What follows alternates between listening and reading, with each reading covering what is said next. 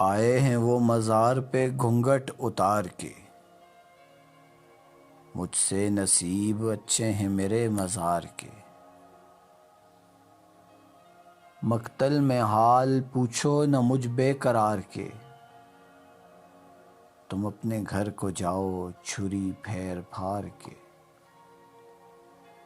بجلی کبھی گری کبھی صیاد آ گیا، ہم نے تو 4 دن بھی نہ دیکھے بہار کے۔ صیاد تیرے حکم رہائی کا شکریہ، ہم تو قفس میں کاٹ چکے ہیں دن بہار کے۔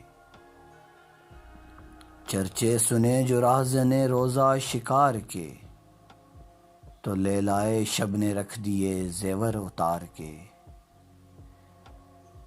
اللہ جانے قبر ہے کس نامراد کی، ارمان رو رہے ہیں سرہانے مزار کے۔ وعدہ وہ کر گئے ہیں قمر مجھ سے شام کا، تو جیسے کٹیں گے 4 پہر انتظار کے۔